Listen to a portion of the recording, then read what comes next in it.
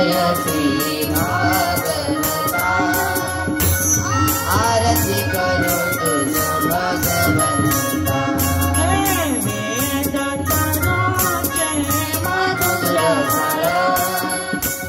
स्वागुरु जय स्वागत आत्मा रामी सकल सेवुनि झाले जन सुफल महापल्लवी आले अवनी अगहि हरणी भव जल तरणी दीपनिधा आरती करो तुझ भगवंता जय श्री भागवता आरती करो तुझ भगवंता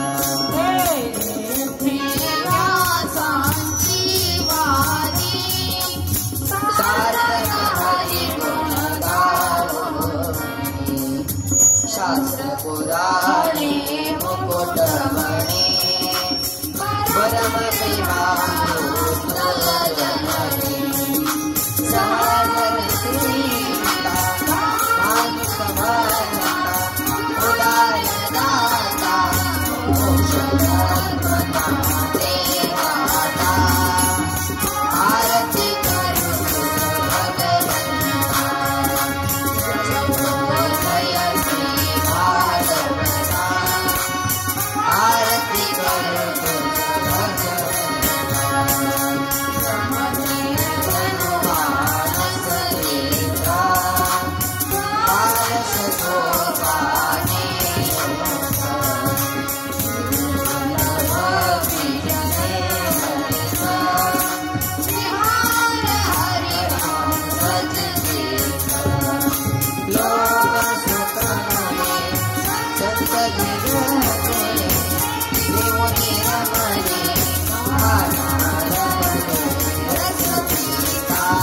आरती करो तुझ भगवंता जय श्री भागवता आरती करो तुझ भगवंता अपार महिमा माता बदले लागो नाता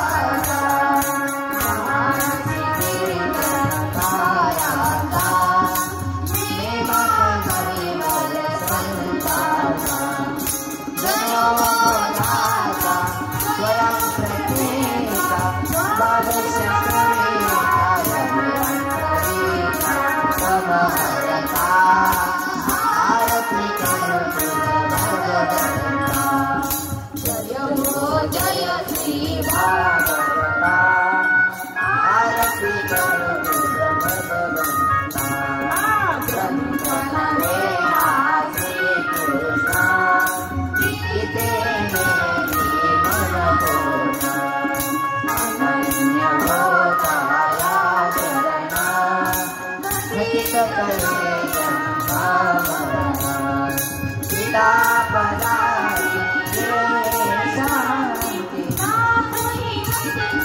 कृष्ण परी हो माता आरती करो तुझ भगवंता जय श्री भागवता आरती करो तुझ भगवंता आरती करो तुझ भगवंता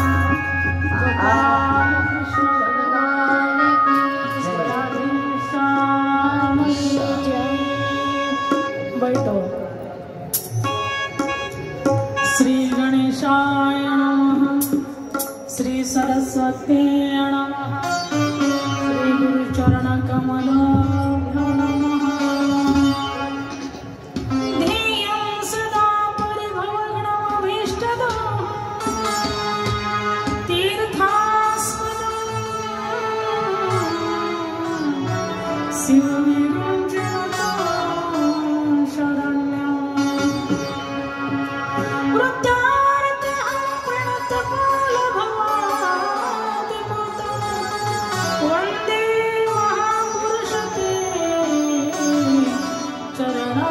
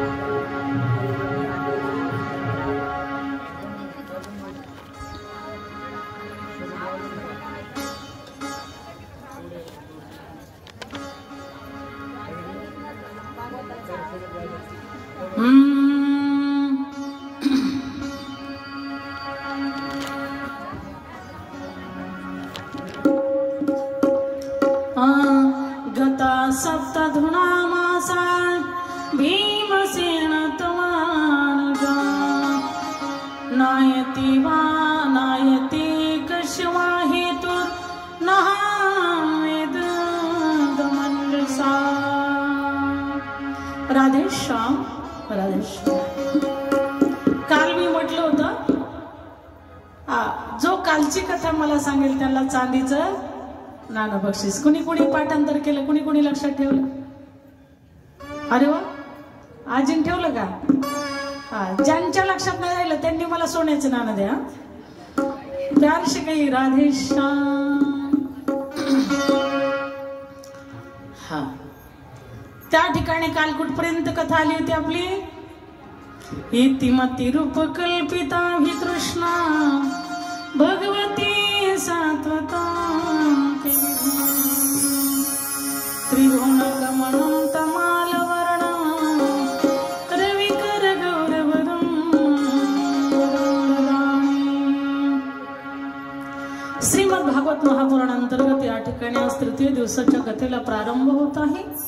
या ठिकाणी तृतीय दिवसाची कथा महान महायज्ञ तुळशी अर्चा पूजन या ठिकाणी पूर्ण महाराष्ट्रातील आलेल्या सर्व माता भगिनींच्या चरणी नतमस्तक होते। या ठिकाणी सर्व आमच्या असणाऱ्या कथेला सातकरी असणारी महाराज मंडळ यांच्या चरणी नतमस्तक होते। ज्यांच्या कृपाशीर्वादाने ही श्रीमद भागवत कथा आहे, संत कैकाडी महाराज, संत रामदास महाराज यांच्या आशीर्वादाने ही श्रीमद भागवत कथा या ठिकाणी सादर होत आहे, तुळशी अर्चन होत आहे। त्यांच्या चरणी कोटी कोटी नमन। भागवत महापुराणाच्या चरणी कोटी कोटी नमन। राधेश्याम यांच्या चरणी कोटी कोटी नमन। संत विठ्ठलाई, संत शांताई, संत सुभद्रा यांच्या चरणी कोटी कोटी नमन। या ठिकाणी खरोखर संत विठ्ठलाईने हे अस्त्र चालू केलेलं तुळशी पूजा अर्चन या ठिकाणी खूप वर्षापासून चालू असणारं हे अस्त्र हे या ठिकाणी हे ज्ञान यज्ञ, भागवत पूजा, भागवत कथा आणि तुळशी पूजा या ठिकाणी या मातोश्रींच्या कोटी कोटी चरणी कोटी कोटी नमन। कारण त्यांनी आपल्याला सुंदर असा मार्ग दाखवून दिलेला आहे। संत येतातच त्याच्यासाठी, कशासाठी? तुम्हा आम्हाला मार्गदर्शन करण्यासाठी। मार्ग दावणे गेल्या दे दयाने दे संत पुढे। प्रथमतः त्यांनी ही तुळशी अर्चन मात्र चालू केलं होतं, आता ठिकठिकाणी करतात। चांगली गोष्ट, आनंदाची गोष्ट आहे, कारण चांगल्यासाठी साधू संतांनी आपल्याला मार्ग दाखवून गेलेले आहेत। म्हणून या संत विठ्ठलाई, संत शांताई, संत सुभद्राई महान विभूती होऊन गेल्या, वैराग्य मूर्ती होऊन गेल्या। ज्यांनी आयुष्यात विठ्ठल सोडून काही बोलल्या नाही अशा आमच्या विठ्ठलाई त्यांच्या चरणी कोटी कोटी नमन। पंढरीश पांडुरंग परमात्म्याच्या चरणी, आईसाहेब रुक्मिणीच्या चरणी या ठिकाणी कोटी कोटी नमन। आणि खरोखरच या ठिकाणी आनंद वाटत आहे। या सर्व माता भगिनी 8 दिवसाचा असणारा घराचा त्याग करून आलेला आहात, तुम्हाला सुद्धा मनापासून धन्यवाद। याच्यापेक्षा जास्ती त्याग करू नका आणि कायमचा त्याग करायचा नाही, बरं का? हा, म्हणून या ठिकाणी ज्यांच्या मार्गदर्शनाचा खाली चाललेला हा सुंदर भव्य आणि दिव्य स्वरूपात अखंड हरिनाम सप्ताह मार्गदर्शक हरिभक्तपरायण या ठिकाणी भारत महाराज जाधव, तसेच या ठिकाणी आमचे किशोर दादा, तसेच आमचे निलेश दादा, तसंच सर्व भक्त परिवार आणि सर्व असणारी या ठिकाणी दादांच्या तुम्ही आम्ही सगळ्या लाडक्या लेकी एकदा जोरदार टाळ्या वाजवा। व्यासपीठावरती उपस्थित आदरणीय गुले महाराज, आदरणीय असणारे सुनील महाराज, आदरणीय आमच्या असणारी या ठिकाणी शुभम महाराज, आनंद महाराज, त्यांच्या चेहऱ्यावरती आनंद असतो आणि नाव बी त्यांचा आनंद आहे। आणि ही कुमारिका राधा दिदी, उठून उभं राहा। ही काल तिने असं थोडंसं असं या ठिकाणी नृत्य केलं होतं, ही गणे पावले खेळली होती, तिच्यासाठी जोरदार टाळ्या, कारण ती सुंदर असे कीर्तन करते। आणि तिला उद्याच्याला आदरणीय हरिभक्तपरायण भारत महाराजांना विचारून तिचं प्रवचन उद्या ठेवायचं, ऐकायचं का?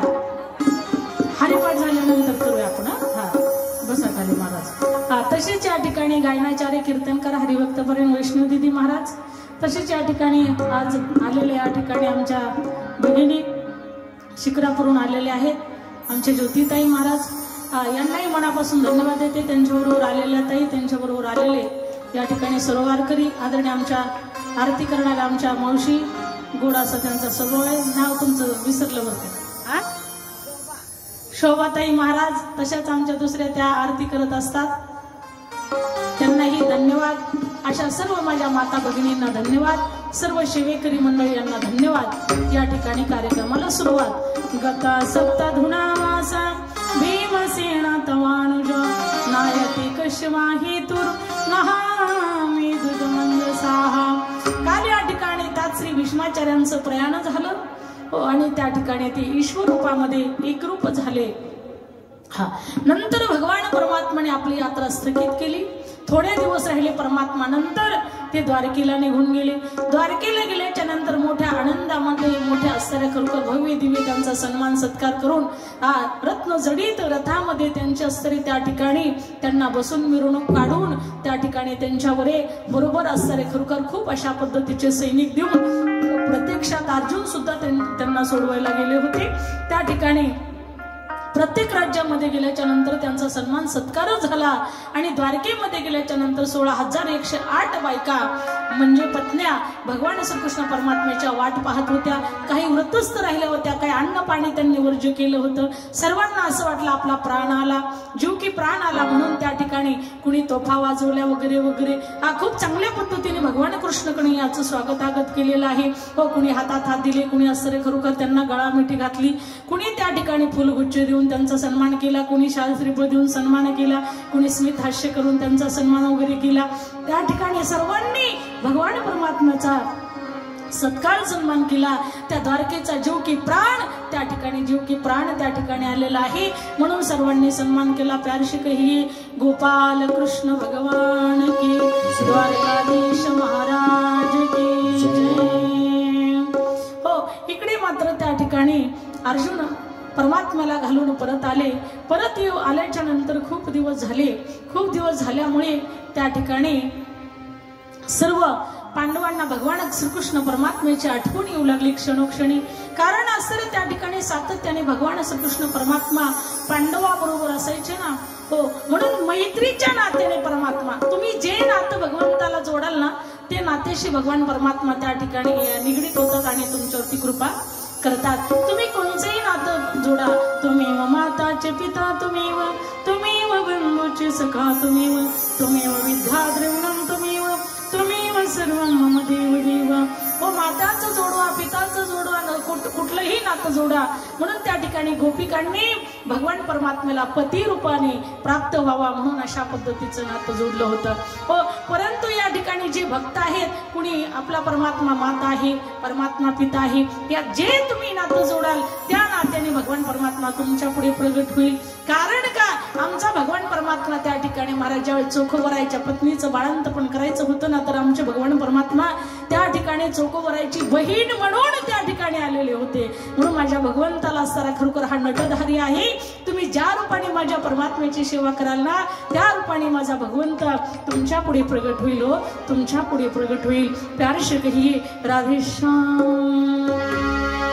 म्हणून त्या ठिकाणी हे कृष्ण ही यादव हे सकेती. म्हणून त्या ठिकाणी भगवान परमात्म्याची सातत्याने आठवण येऊ लागली. आठवण आल्यामुळे इकडे असताना खरोखर अर्जुनाला पाठवलं.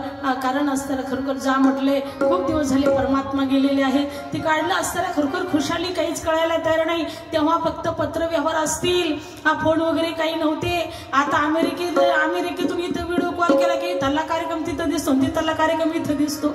ऐक नाही, एकदा मी असं फेसबुकला पाहिलं तर त्या ठिकाणी खरोखर अमेरिकेमध्ये मुलगा होता आणि इकडे महाराष्ट्रामध्ये मुंबईला मुलगी होती. त्यांचं असताना खरोखर ऑनलाईन लग्न झालं. ऑनलाईन कसं झालं? लग्न ऑनलाईन झालं. लग्न ऑनलाईन झालं. 1 वर्ष झालं, 2 वर्ष झालं, 3 वर्ष झालं, 4 वर्ष झालं, 5 वर्ष झालं. मुलगा कुठं अमेरिकेला, मुलगी कुठं मुंबईला. मुलगा म्हणला 10 वर्ष लग्नाला झालं तरी पोरबाळ होईना. मग म्हटला चला एका बुवाकडे, त्यांना कळतं भविष्य. त्यांच्याकडे गेल्याच्या नंतर बाबांनी नारळ टाकला की त्यांचा सक्षमच व्हायचा. नारळ टाकल्याच्या नंतर मुलं झालं समजायचं. त्या ठिकाणी तो बाबाकडे गेला आणि गेल्याच्या नंतर प्रणाम केला. तद्विधी प्रणिपातेन परिप्रश्नेन सेवया उपदेक्षन्ति ते ज्ञानम ज्ञानिन सत्वदर्शना. प्रणाम केला बाबाजी, प्रणाम प्रणाम प्रणाम प्रणाम प्रणाम प्रणाम. बाबाजी म्हटलं ठीक आहे ठीक आहे ठीक आहे. किसके लिए आए हो? हो कशासाठी आलेला आहात? सांगितलं 10 वर्ष झालं पण मला पोरगच नाही, मुलगा नाही, मुलगी नाही, संतान नाही, त्याच्यासाठी आलो. म्हटले तुमची कीर्ती ऐकून. हा बाबांनी काय केलं, नारळ घेतला आणि अभिमंत्रित करून त्यांच्या जवळ दिला. दिल्याच्या नंतर हा तो गेल्याच्या नंतर वर्ष झालं, वर्षानं परत आला. परत आल्याच्या नंतर म्हटलं काय बाबा तुमचं घर आहे? म्हटलं तुम्ही भोंदू बाबा आहेत, साधू, तुम्ही खोटे साधू आहेत. ते बाबा म्हटले असं कसं बोलतो? म्हटले आजपर्यंत आपला नारळ एकदा बी खोटा झाला नाही. हा नारळ टाकला, ज्याच्या झोळीत नारळ टाकला त्याला सर तो सक्सेसच झालेला आहे, त्याला संतान झालेला आहे. हा ते म्हटले ठीक आहे बोंबलू नको, लय मोठे भक्त आहेत म्हटले. हा आरडाओरडा करू नको, दुसरा नारळ टाकतो अभिमंत्रित करून. कळतंय ना तुम्हाला? लक्ष आहे ना? लक्ष आहे ना? प्यार से कही राधे श्याम. हा दुसरा नारळ टाकला अभिमंत्रित करून. सांगितलं बोंबलू नको, पुढच्या वर्षी यायचं म्हटले ह्या टायमाला ह्या यात्रेला. ठीक आहे म्हटले. ते गेलं, पुढच्या वर्षी गेल्याच्या नंतर त्याच्या पुढच्या वर्षी आलं. आल्याच्या नंतर आल्याबरोबर बाबावरती फायरिंग. ओ बाबा तुमचा नारळ खोटा आहे, तुम्ही खोटे आहात, तुम्ही भोंदू आहात. ते म्हटले बोंबलू नको, तिसरा घे बाबा. हा हा बाबाने त्याला खाली बसवलं. जरा म्हणले शांत होतो, चहा कॉफी तुला घ्यायची का? हा ते म्हटले काही नको मला, पण तुमचा नारळ खोटा झाला. म्हटले माझ्या प्रश्नाचं उत्तर आधी मला दे आणि नंतर असं तुम्हाला बोलायला सुरू कर. हा ते म्हटले काय? अरे म्हटले माझ्याकडे येताना प्रत्येक वेळेस ज्याची अडचण आहे ते जोडीने येतात म्हटले, आणि तो एकटाच आला, 3दा आला. पण कसा आला? कसा आला? हा एकटाच आला. म्हटले तुझी बायको कुठे आहे? तो म्हटला बायको मुंबईला. हा मग तू कुठं? म्हटला मी अमेरिकेला. हा म्हटला मग तुला पोर कसं होईल? म्हटला हा बायको मुंबईला, हा अमेरिकेला, आणि हा एकटाच येतो. साधूचा नारळ असे 1000 नारळ टाकले तरी संतान होईल का? नाही होणार. त्याच पद्धतीने महाराज सांगतात आपण कथा ऐकताना श्रद्धेने ऐकली पाहिजे, भावनेने ऐकली पाहिजे. म्हणून त्या ठिकाणी श्रद्धा वाणवती ज्ञान. श्रद्धेला फळ आहे, भावनेला फळ आहे. म्हणून भावनेने आपण काय करायचं? हा गोड अशी कथा ऐकायची आणि प्यारशी कही राधे श्याम. ठीक आहे. म्हणून त्या ठिकाणी महाराज सांगतात की अर्जुन मात्र तिकडे गेलेला आहे आणि गेल्याच्या नंतर तो भगवान श्रीकृष्ण परमात्म्याकडे गेला आणि गेल्याच्या नंतर इकडे मात्र परीक्षिती महाराजांचा थोड्या दिवसामध्ये प्रागट्य झालं. परीक्षिती महाराज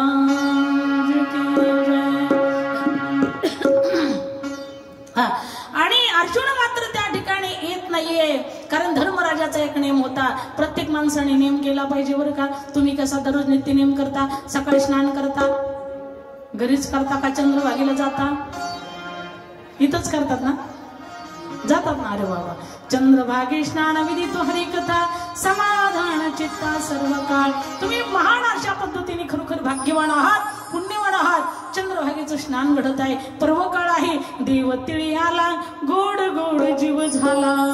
हा देव आपल्याला तिळी आलेला आहे म्हणून आपला गोड असा जीव झालेला आहे. कारण देव तिळी आला पाहिजे हो. दुसरे जग कुठे बी भरकटू द्या, फक्त देवाला धरा बरं का तुम्ही. हा ज्याच्या मागे देव आहे ना त्याला कुणाच्याच पाया पडायची गरज नाही महाराज.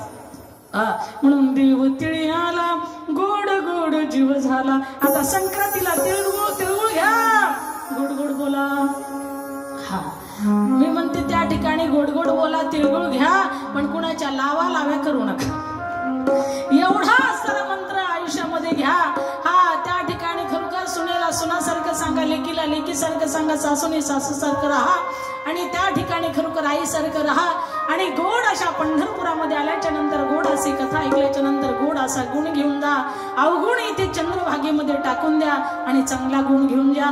कारण भगवंताचं नामचिंतन अहोरात्र करा. मी कालच तुम्हाला सांगून गेली, वृज की नंदलाला, राधा जी की सावरिया, सब दुख दूर हुए जब तेरा नाम लिया.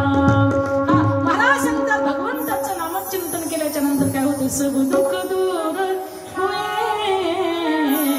जब तेरा नाम लिया. तुम्ही किती गोड असं असताना खरोखर तुळशी अर्चन करता, गोड असं पूजन करता, गोड असं भगवान कृष्ण कन्याचं नामचिंतन करता. ओम श्री कृष्णाय नमः, ओम श्री कृष्णाय नमः, ओम श्री कृष्णाय नमः, ओम श्री कृष्णाय नमः, ओम श्री कृष्णाय नमः. व्यासपीठ चालक आमच्या आदरणीय या ठिकाणी सायुज्यताई सुंदर असं तुम्हाला मार्गदर्शन करतात आणि तुम्ही सुंदर असं भगवान परमात्म्याचं नामचिंतन करतात. तुमचं जीवन सफल झालं म्हणायचं, पावन झालं म्हणायचं. का?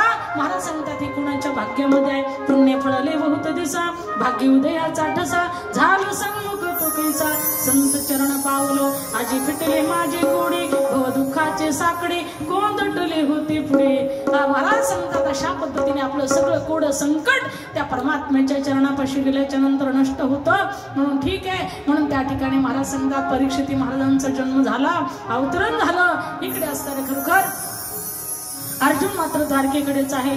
त्या ठिकाणी मला सांगायचं होतं की धर्मराजाचा नेम होता, तसं तुम्ही जो आता 7 दिवस नेम करता ना, तसं घरी गेल्यावर सुद्धा नेम करा बरं का. नाही तर देव धर्म सांदी पडिले सकळ, विषयी गोंधळ गाजतसे, विषय ओढी भुलले जीव, आता याचे कोण करील किंवा, नुपजे नारायणी भाव पावणे ठावा नरदेहे. महाराज सांगतात जसा इथे नेम करतात तसा घरी गेला सुद्धा नेम करा. देवपूजा करण्याचा नेम करा, भगवान कृष्ण कन्हैयाला तुळशी अर्पण करण्याचा नेम करा, भगवान कृष्ण कन्हैयाचा नमस्कार करा, भगवान कृष्ण कन्हैयाला पाणी घाला, भगवान श्रीकृष्ण परमात्म्याची पूजा करा. ओम श्री कृष्णाय नमः, ओम श्री कृष्णाय नमः, ओम श्री कृष्णाय नमः. इथे बिनधास्त पूजा तुम्ही करताना घरी फक्त असताना खरोखर 10 मिनिटं करा.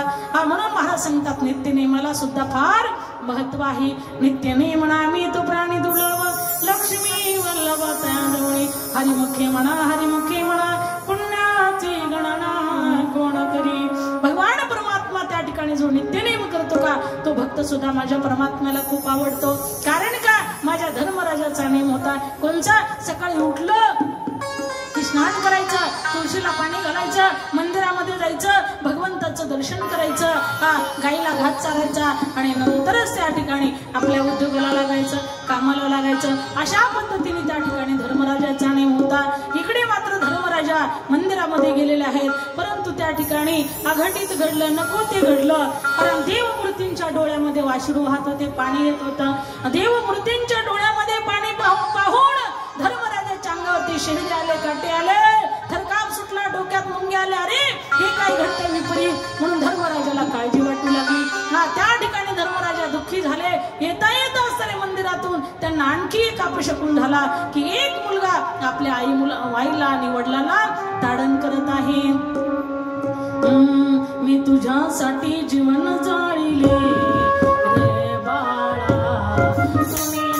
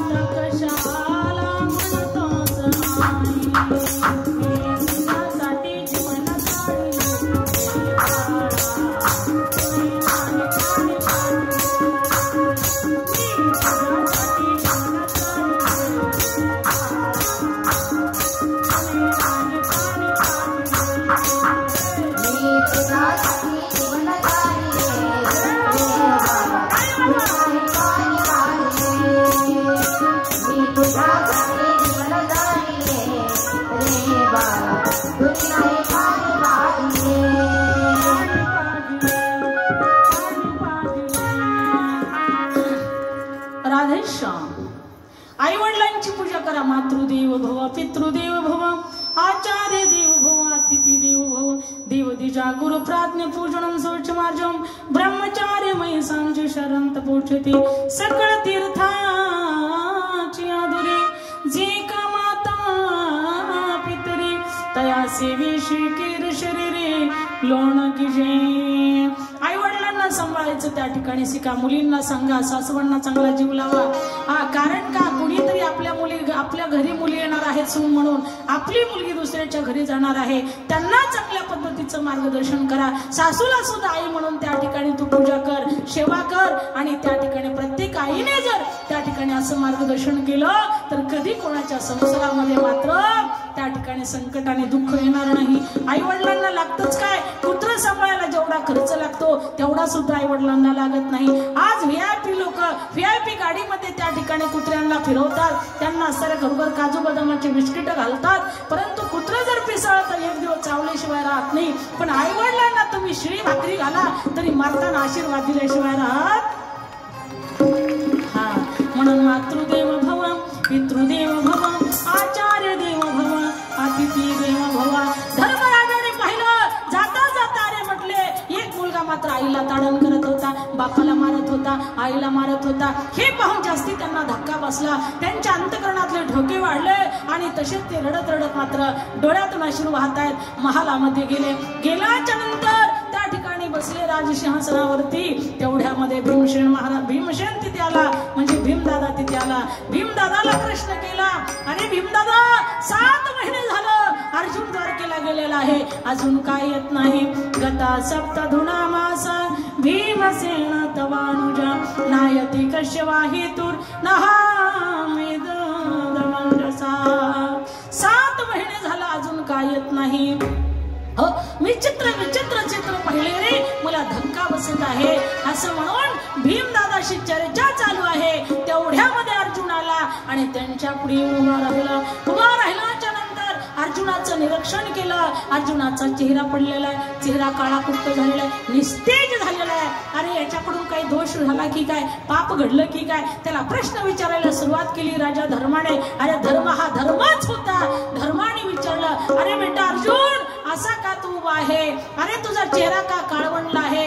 अरे तुझं तेज नष्ट का झालेला आहे? अरे तुझ्याकडून काय झालं, काय चूक झाली ते तरी आम्हाला सांग. तुझ्याकडून ब्रह्महत्या झाली का, एखाद्या ब्राह्मणाला मारलं का?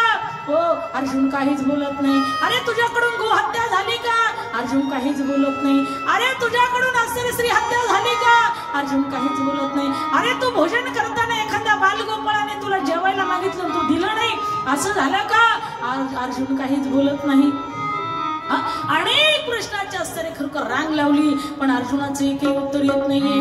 अर्जुन त्या ठिकाणी काळवंडल्या चेहऱ्यासारखा पुढे उभाच ठाकलेला आहे. त्या ठिकाणी डोळ्यातून अश्रू वाहतात अर्जुनाच्या आणि काळवंडला चेहरा आहे, निस्तेज झालेला आहे. त्या ठिकाणी धर्माने प्रश्न केला, अरे माझा सखा, माझा परम सखा, माझा कृष्ण कन्हैया, माझ्या कृष्णाचा परिवार ते तर ठीक आहेत ना? असा प्रश्न केल्याबरोबर त्या ठिकाणी अर्जुनाने मोठ्याने हंबरडा फोडला, धर्मराजाच्या गळ्याला मिठी मारली आणि मोठ्याने रडू लागला.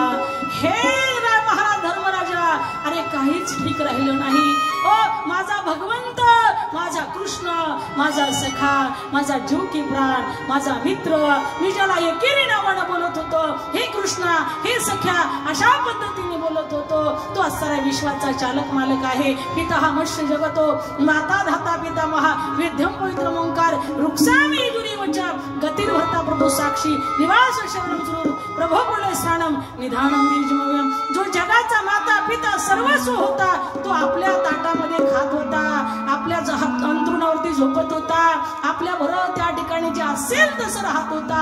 आणि त्या ठिकाणी तोच कृष्ण कन्हैया आता तो या दुनियामध्ये, या धरतीमध्ये राहिला नाही. हो, त्या धरतीवरती राहिला नाही. असं म्हणून पुन्हा अर्जुन त्या ठिकाणी हंबरडा फोडत आहे, रडत आहे. धर्मराजाचे आसू त्यांना रोखता आले नाही. त्या ठिकाणी धर्माने विचार केला, तुरंत असताना त्या ठिकाणी परीक्षितीचा राज्याभिषेक केला. आणि राज्याभिषेक केल्याच्या नंतर सगळ्या पांडवांना कळालं, आमचा कृष्ण, आमचा सखा या जगात राहिला नाही. मी रात्री सांगून गेले, तुका म्हणे अंतराया, तुका म्हणे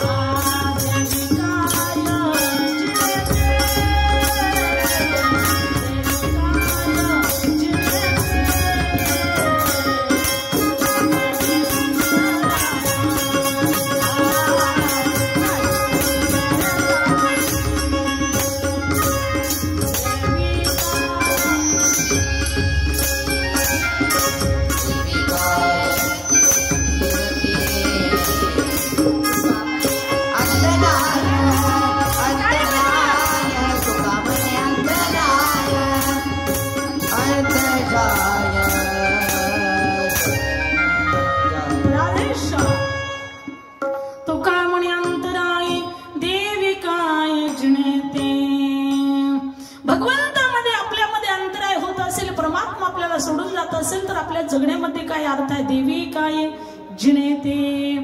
जसं पूर्वीची पतिव्रता नारी त्या ठिकाणी सती जात होते, हा पती विना जीवन व्यर्थ आहे, तशा पद्धतीने पांडवांनी सांगितलं, विचार केला की अरे माझ्या भगवंताशिवाय आमचं जीवन व्यर्थ आहे. तुका म्हणे अंतराई देवी काय जिनेते. जगण्यात अर्थ राहिला नाही. हा करता ही बातमी कुंती मैयाला कळाली. कुंती मैयाला कळाल्याबरोबर तिने त्या ठिकाणी समाधिस्थ झाली, मुद्रा लावली आणि आपली प्राणज्योत त्या ठिकाणी मावली. आपली प्राणज्योत कृष्णाचं ध्यान करता करता करता कृष्णाच्या चरणी समर्पित झाली. प्यार श्री राधेश्याम. इकडे असताना खरोखर परीक्षितीचा राज्याभिषेक झाला. पांडवांनी सुद्धा विचार केला आता जगण्यामध्ये काही अर्थ नाही. ते सुद्धा त्या ठिकाणी महापंथाला गेले. कर्मे पांडव महापंथी गेले, कर्मे सिंधू जळ शोषिले, नहुष झाला सर्प देखा. कर्मे पांडव महापंथी कर्मे पांडव महापंथी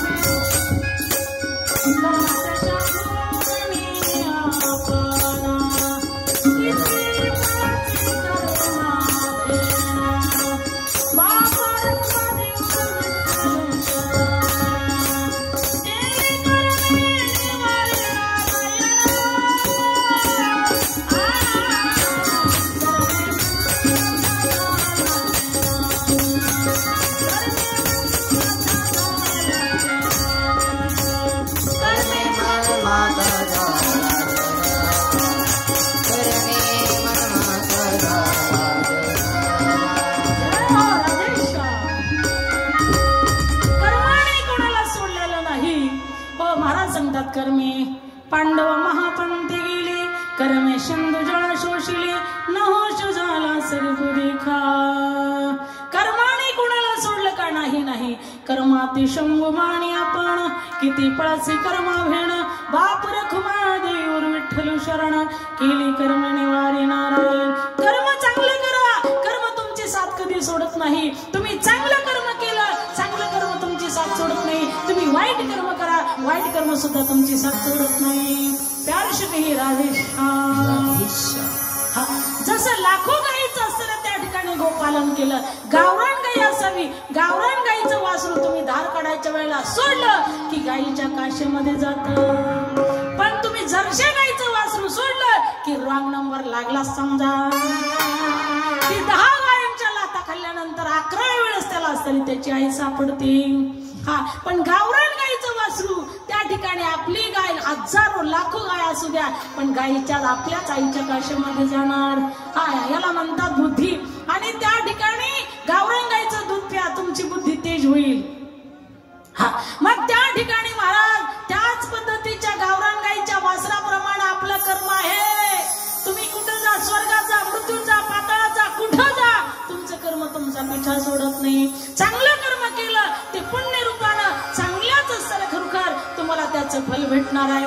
वाईट जरी केलं तरी ते आपल्या सावलीसारखं आपली ती साथ सोडत नाही. केले कर्म झाले तेची भोगाले, केले कर्म झाले तेची भोगाले, केले कर्म झाले तेची भोगाले, केले कर्म झाले तेची भोगाले, केले कर्म झाले तेची भोगाले, केले कर्म झाले तेची भोगाले, केले कर्म झाले